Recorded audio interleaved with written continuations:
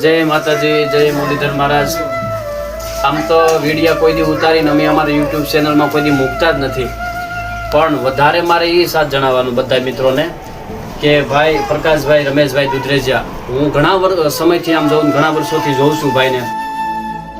તો આ ભાઈની પોઝિશન અત્યારે એવી છે પ્રકાશભાઈની કે બેસી જાય તો પછી પાછા ઊભા ન થઈ શકે, અને ઊભા જો થયેલા હોય તો એ હાલી ન શકે।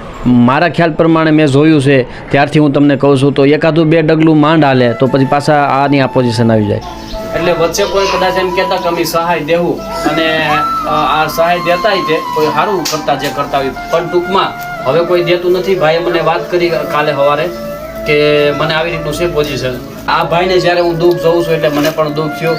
એટલે જામકા ગામ, ખાંભા તાલુકો અને જિલ્લો અમરેલી, મેલડી માતાજી જવાનો જે રસ્તો છે એ રસ્તે છેલ્લું જે ભાઈનું મકાન છે।